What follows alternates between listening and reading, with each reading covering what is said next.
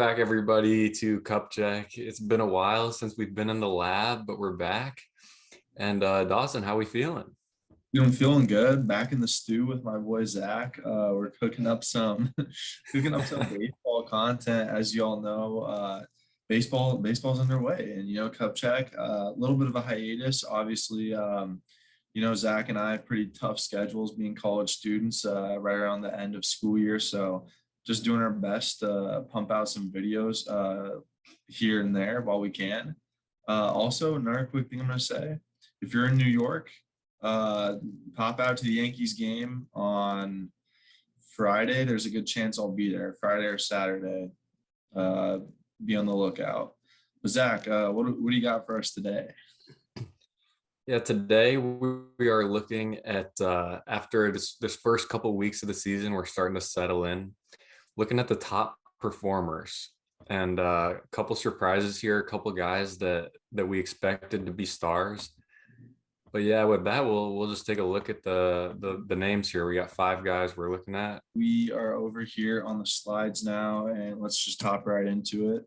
Number one, this one comes as a pretty big shock, but not really because Francisco Lindor, he's that guy. He's that guy again, right, Zach? What do you think about Lindor's start to the 2022 season? Yeah, as you might remember, I was pretty conflicted about my expectations for Lindor. Just a strange season last year, very very Metsy last year, just a lot of shenanigans, and I think that maybe just having another year in the Big Apple has helped him settle down, and much better start to the season than last year. As we remember, I think he picked it up a lot at the end of last year, so I think we're just seeing that spill over, and we're kind of back to vintage Lindor here. Yeah, I mean, Kupchak was kind of on this one a little bit just because we saw how he was doing in spring training. And obviously, if you follow the TikTok, you saw a little exclusive content of Zach talking about Lindor and just kind of the numbers in spring training. But so far, it's really carried over. As you can see, the baseball savant numbers aren't really looking too far off of 2019, which was like his last like really elite season. And the Mets are just an exciting team this year, and seeing three stolen bases along with some power as well.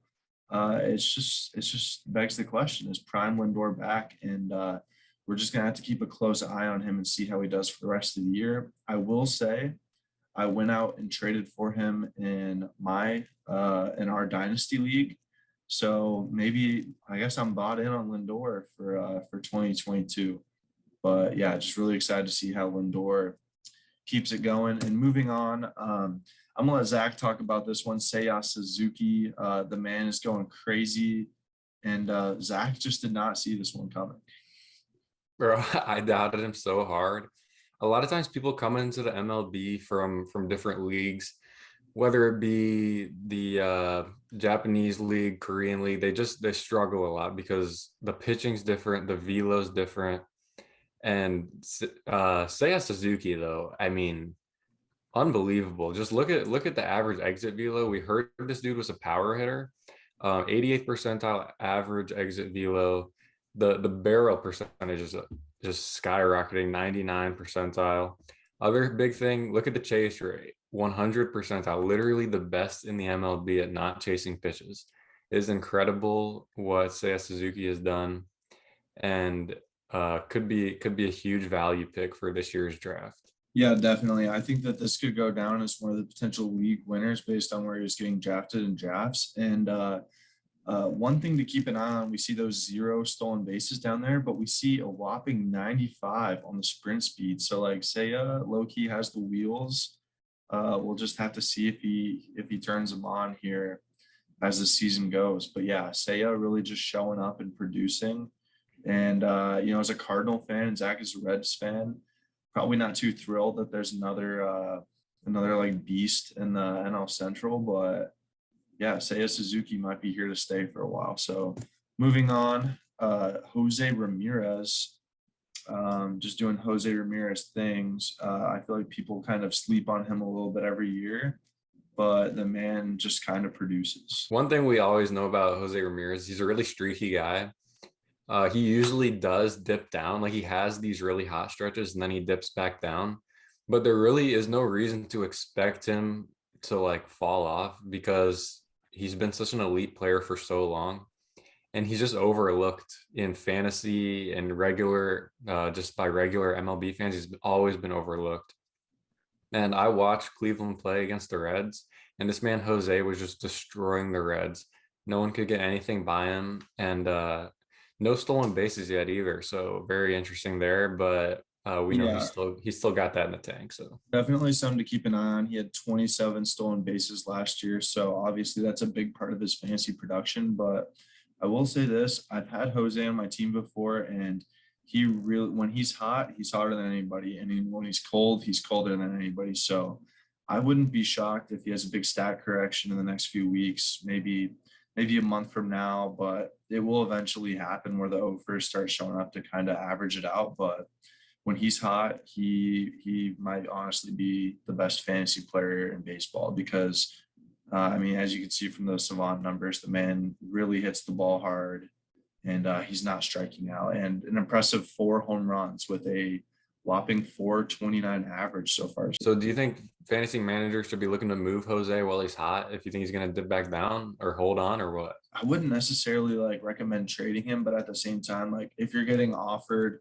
a ridiculous package, like if I mean, honestly, a good one could be in a 1 year league. Like if you could package Jose Ramirez and something for like Acuna, or maybe get Acuna. I don't know. I would think about that for sure.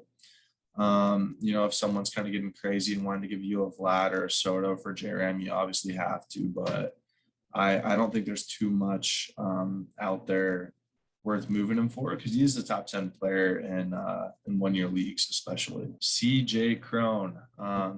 This is a man who me and Zach, I'm not going to say that I missed him because I did rank him in my top 10 first basemen, but I mean, I did not see this coming. I don't think anybody saw this coming except maybe Shane, who my dad, staple of the league. He's just always been high on CJ Cron, but for some reason didn't pick him this year. And this is the year he's breaking out.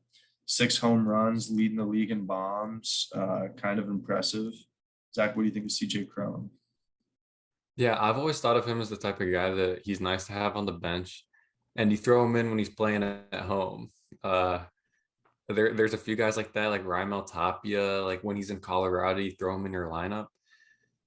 But this is how I see CJ Cron. He's a guy with power potential that plays in the most hitter friendly park in the MLB. So he definitely has value, but you simply cannot be expecting him to keep this up, right? Yeah, I really don't think you can expect him to keep it up. But I mean, he's seeing the ball really well right now, so you got to ride out the hot hand. Definitely a guy I'd be looking to trade. Goldschmidt's a guy who's off to a pretty rough start. Would you move CJ Cron for Goldschmidt right now? Because I think I would, because I know Goldschmidt's a second half player. Yeah, I'd much rather have Goldschmidt. Dude's been proving it Yeah, for I for mean, years. yeah. So CJ Cron, just another guy like Seiya Suzuki who he could go down as a league winner. I'm not expecting him to keep this up for the whole year, but um, CJ Cron was being drafted outside the top 10 first basemen consistently. So, I mean, if he's just going to show up and be the number one first baseman all year, like you just got to tip your hat. And just that's going to be one of the late round steals this year. Yeah. But I'm not expecting him to keep it up. And he would be a guy I definitely put on the trading block. It's so funny. There's always this Colorado guy that there's just one or two every year that does this. They just pop off and like especially at the start of the season, you think it's like the greatest player ever. But yeah, this year it's CJ Cron and Connor Joe. So Moving on. Cody Bellinger. I'm going to let oh. Zach talk a little bit about this one because Zach has been on record stating that he would not pick Cody Bellinger with the last pick in the draft. Look, I'm not giving that as advice, but that's just me personally. We knew it was a risk going in. And one thing that this shows, spring training does not matter. Spring training never matters. We always get caught up in it for no reason. I think he had 19 strikeouts and 1 walk in the spring, and sometimes you're just working on stuff, and once you start getting in the regular season, putting in real MLB at bats, that's when it matters. And this is what I think about Belly right now. I think he is worth rostering and starting, especially in a Dodgers lineup. But as we can see by these savant numbers, he's still definitely not the player he was in 19. And I don't know if he's ever going to return to that. What do you think? Do you think he can return all the way back to MVP caliber? I don't really I'm rooting for the guy. I don't really expect it, but the one thing I've noticed, he has gone back to that 2019 swing, that standing up tall and kind of leg kick. I follow this dude on TikTok who literally just makes a TikTok about every single Cody Bellinger and bat.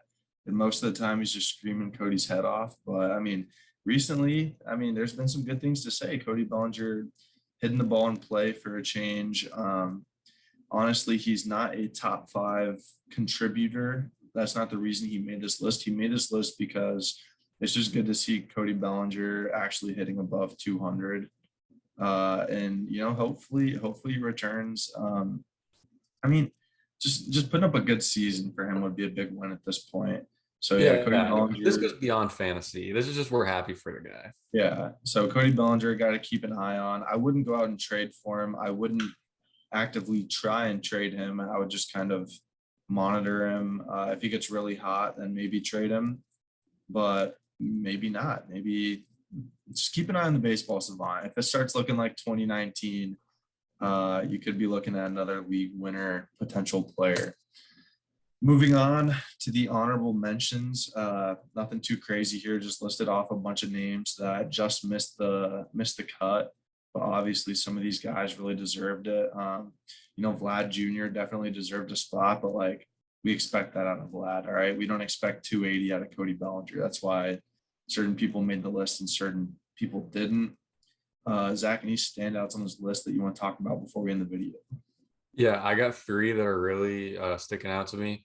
Number 1, Ozzie Albies, a guy that I always doubt because he's so small. He doesn't seem like a power guy. Yeah. 5 home runs already in the young season, so that's huge for him. Other 2 guys, Lux and Pena. These are 2 guys that can be that next wave of talent in the MLB. And low key guys. I know Lux used to be a top prospect, but he's fallen off a lot. So if he figures it out, and Pena too, everything's looking good. Like the underlying savant numbers are looking good too. So those 2 guys I'm really excited about. Yeah, and Kupchak's got to take a little bit of pride in Pena. We were alerting listeners to go out and definitely do some research and consider drafting Pena. And despite looking like he absolutely did not belong in baseball against Ohtani on that first night, he's been amazing. I mean, Ohtani made him look like a complete fool. But then after that, like I'm sure he like hit the cages that night and just got his mind right. And he's really figured some stuff out. And he's really making the Astros look smart for not paying Carlos Correa. Yeah, he's doing so much better than Correa. Screw Correa. Yeah, Zach a little down on Correa, but we'll touch on that in another video. And the last closing statement I want to say, Marcell Ozuna actually looking pretty solid despite not having played in a while. He's coming out looking really good. The savant numbers are loving him. Marcell Ozuna, a former top 60 player in fantasy drafts. So another late round draft guy who is returning value that I would highly consider trading Ozuna right now. A lot of people panic in the first few weeks and you might be able to get something solid for him. So that's going to do it for our hot hitters to start off the year. Zach, any closing statement? It's just great being back in the stew. We're out here just in a couple of big cities talking about fantasy baseball. So it's been a pleasure. Gotta love it. All right. Have a good one. Peace.